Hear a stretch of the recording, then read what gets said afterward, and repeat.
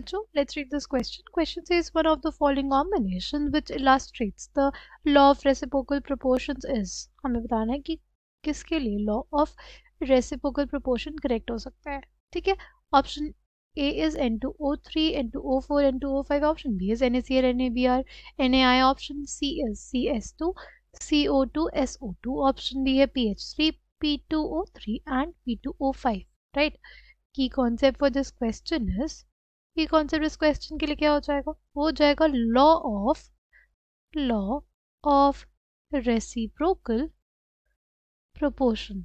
Law of reciprocal proportion है ना. अगर बात करें लॉ ऑफ रेसिप्रोकल प्रोपोर्शन की तो उसमें क्या कहता है कि इफ टू डिफरेंट एलिमेंट, दो डिफरेंट एलिमेंट्स अगर कंबाइन करें, if two different elements combine separately with a third element, combine separately with same weight of, combine separately with same weight of third element the ratio of the masses in which they do so are either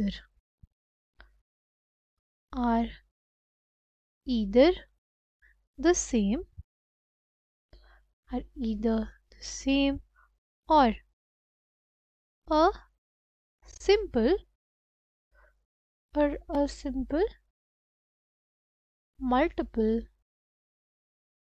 multiple of the mass ratio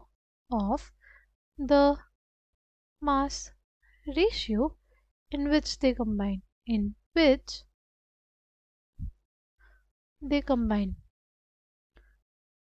ठीक. हमसे क्या कह रहा है कि अगर दो elements है जो किसी थर्ड एलिमेंट के सेम मास के साथ कंबाइन कर रहे हैं तो वो दोनों जिस मास में उस थर्ड एलिमेंट से कंबाइन करेंगे वो या तो सेम होगा या मल्टीपल होगा जिस मास के साथ वो दोनों एलिमेंट्स एक दूसरे से कंबाइन करते हैं. ठीक है. यहाँ पे तीन एलिमेंट्स की बात हो रही है. ठीक है. सपोज ए, बी और सी. इसमें ए और बी हैं जो सेम मास ऑफ सी के साथ कंबाइन करते हैं. राइट. ए और बी सेम मास ऑफ सी के साथ कंबाइन करते हैं. तो जिस रेशियो में कंबाइन करते हैं वो या तो सेम होगा या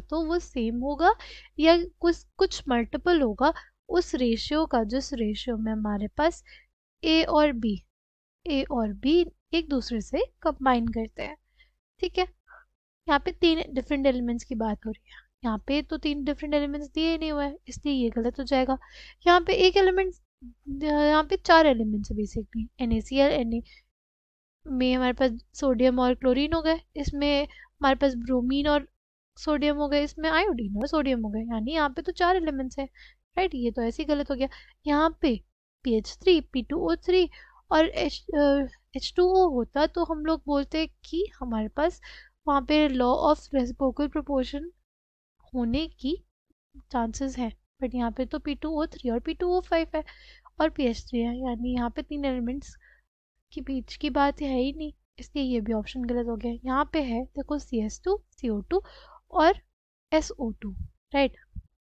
जैसे हमारे पास कार्बन है और सल्फर है और ऑक्सीजन है, तो कार्बन की अगर बात करें तो 12 ग्राम जो कार्बन है वो भी 32 ग्राम ऑक्सीजन के साथ कंबाइन कर रहा है और हमारे पास 32 ग्राम जो सल्फर है वो भी 32 ग्राम ऑफ ऑक्सीजन के साथ कंबाइन कर रहा है. ठीक है. तो अगर इन दोनों का रेशियो देखें तो हमारे पास क्या आ जाएगा, वो आ जाएगा 12:32 का, यानी 6:3. 16 या इसको और रिड्यूस करें तो 3:8 का रेशियो में प्रेजेंट होंगे।